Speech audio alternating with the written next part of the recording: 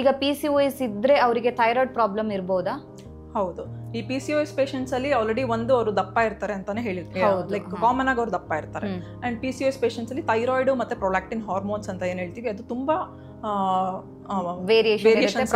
Problem ನಾವು common ಆಗಿ ನೋಡ್ತಾ ಇರ್ತೀವಿ. ಸೊ ಅದಕ್ಕೆ PCOS ಪೇಷಂಟ್ಸ್ ಬಂದ್ರೆ ನಾವು ಥೈರಾಯ್ಡ್ ಮತ್ತೆ ಪ್ರೊಲಾಕ್ಟಿನ್ ಹಾರ್ಮೋನ್ ಕಾಮನ್ ಆಗಿ ಟೆಸ್ಟ್ ಮಾಡಿ ನೋಡ್ತೀವಿ. ಸೊ ಅದೇನಾದ್ರು ಪ್ರಾಬ್ಲಮ್ ಇದ್ರೆ ಅದನ್ನ ಸಿಂಪಲ್ ಟ್ಯಾಬ್ಲೆಟ್ಸ್ ಅಲ್ಲಿ ನಾವು ಟ್ರೀಟ್ ಮಾಡ್ಬೋದು. ಅದು ಇಂಪಾರ್ಟೆಂಟ್ ಆಗುತ್ತೆ ಮೇಂಟೈನ್ ಮಾಡೋದು. ಓಕೆ, ಹಾಗಿದ್ರೆ ಒಬ್ಬರಿಗೆ PCOS ಇದೆ ಅಂದಾಗ ಅವರಿಗೆ ಥೈರಾಯ್ಡ್ ಇರುವಂತ ಚಾನ್ಸಸ್ ಜಾಸ್ತಿನೇ ಇರುತ್ತೆ? ಜಾಸ್ತಿನೇ ಇರುತ್ತೆ. ಓಕೆ, ಈಗ PCOS ಗೆ ಬೇರೆ ಟ್ರೀಟ್ಮೆಂಟ್, ಥೈರಾಯ್ಡ್ ಗೆ ಬೇರೆ ಟ್ರೀಟ್ಮೆಂಟ್ ಇರುತ್ತಾ? ಈಗ ಥೈರಾಯ್ಡ್ ಗೆ ಅಂತ ಬಂದಾಗ ನಾವು ನೋಡ್ಕೊಳ್ತೀವಿ, ಹೈಪೋಥೈರಾಯ್ಡ್ ಅಂತ ಹೇಳ್ತೀವಿ. ಈಗ ಥೈರಾಯ್ಡ್ ಅನ್ನೋದು ಒಂದು ಗ್ಲ್ಯಾಂಡ್, ಅದು ಹಾರ್ಮೋನ್ಸ್ ನ ಸೆಕ್ರೇಟ್ ಮಾಡ್ತಿರುತ್ತೆ ಬಾಡಿಲಿ. ಆ ಹಾರ್ಮೋನ್ಸ್ ಇಂಪಾರ್ಟೆಂಟ್ ಎಲ್ಲ ಮೆಟಬಾಲಿಸಮ್ ನ ಎಲ್ಲ ಮೇಂಟೈನ್ ಮಾಡೋದಕ್ಕೆ ಹೆಲ್ಪ್ ಮಾಡುತ್ತೆ. ಯಾವಾಗ ಹಾರ್ಮೋನ್ಸ್ ಕಡಿಮೆ ಆಗುತ್ತೆ ನಾವು ಆ ಥೈರಾಕ್ಸಿನ್ ಅಂತ ಹಾರ್ಮೋನ್ ಹೊರಗಡೆಯಿಂದ ಕೊಡ್ತೀವಿ ಟ್ಯಾಬ್ಲೆಟ್ಸ್ ಮೂಲಕ. ಸೊ ಅದನ್ನ ದಿನ ಬೆಳಗ್ಗೆ ತಗೊಳಕ್ ಹೇಳ್ತೀವಿ ಖಾಲಿ ಹೊಟ್ಟೆಲಿ. ಸೊ ಈ ತರ ಕೊಟ್ಟಾಗ ಆ ಥೈರಾಯ್ಡ್ ಹಾರ್ಮೋನ್ಸ್ ಏನ್ ಕಡಿಮೆ ಇದೆ ಬಾಡಿಲಿ ಅದು ನಾರ್ಮಲ್ ಆಗುತ್ತೆ. ಸೊ ಅದನ್ನ ರೆಗ್ಯುಲರ್ ಮಾಡೋದಕ್ಕೆ ಥೈರಾಯ್ಡ್ ಹಾರ್ಮೋನ್ಸ್ ಕೊಡ್ತೀವಿ. ಈಗ PCOS ಟ್ರೀಟ್ಮೆಂಟ್ ಸ್ಟಾರ್ಟ್ ಮಾಡಿ ಆಗಿ ಎಷ್ಟು ಟೈಮ್ ಆದ್ಮೇಲೆ ಅವ್ರು ಕನ್ಸೀವ್ ಆಗ್ತಾರೆ?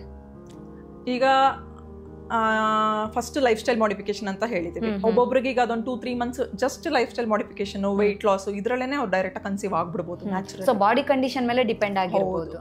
ಈಗ ಎಲ್ರಿಗೂ ಒಂದೇ ತರ ಆಗುತ್ತೆ ಅಂತ ನಾವು ಹೇಳೋದಕ್ಕಾಗಲ್ಲ.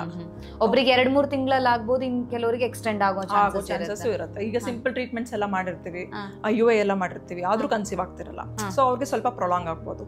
ಇಲ್ಲ ಇನ್ನೊಂದು ಗ್ರೂಪ್ ಇದೆ, ಅದನ್ನ ರೆಸಿಸ್ಟೆಂಟ್ PCOS ಅಂತ ಹೇಳ್ತೀವಿ. ಅಂದ್ರೆ ಇವಾಗ ಟ್ಯಾಬ್ಲೆಟ್ಸ್ ಇಂಜೆಕ್ಷನ್ಸ್ ಎಲ್ಲ ಕೊಡ್ತೀವಿ ಅಂತ ಹೇಳ್ತಾ ಇದೀವಲ್ವಾ, ಮೊಟ್ಟೆ ಬೆಳವಣಿಗೆ ಆಗೋದಕ್ಕೆ ನಾವ್ ಏನೇ ಕೊಟ್ರು ಅವ್ರಿಗೆ ಬೆಳವಣಿಗೆ ಆಗೋದಿಲ್ಲ. ಸೊ ಆ ತರದ ಪೇಷಂಟ್ಸ್ಗೆ ನಾವು ರೆಸಿಸ್ಟೆಂಟ್ PCOS ಅಂತ ಹೇಳ್ತೀವಿ. ಆ ತರ ಇದ್ದಲ್ಲಿ ನಾವು ಒಂದೀಗ ಲ್ಯಾಪ್ರೋಸ್ಕೋಪಿ ಅಂತ ಮಾಡ್ಕೋಬಹುದು. ಲ್ಯಾಪ್ರೋಸ್ಕೋಪಿ ಮಾಡಿ ಆ 2 ಅಂಡಾಶಯ ಅಂತ ಏನಿರುತ್ತೆ ಅದನ್ನ ನಾವು ತೂತ್ ಮಾಡಕ್ ಹೋಗ್ತೀವಿ, ಹೋಲ್ ಮಾಡ್ತೀವಿ 2 ಓವರೀಸ್ ಮೇಲೆ. ಸೊ ಈ ತರ ಮಾಡಿದಾಗ ಲ್ಯಾಪ್ರೋಸ್ಕೋಪಿಕ್ ಓವೇರಿಯನ್ ಡ್ರಿಲ್ಲಿಂಗ್ ಅಂತ ಹೇಳ್ತೀವಿ.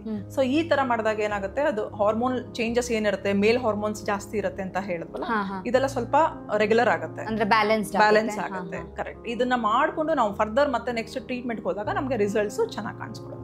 ಓಕೆ.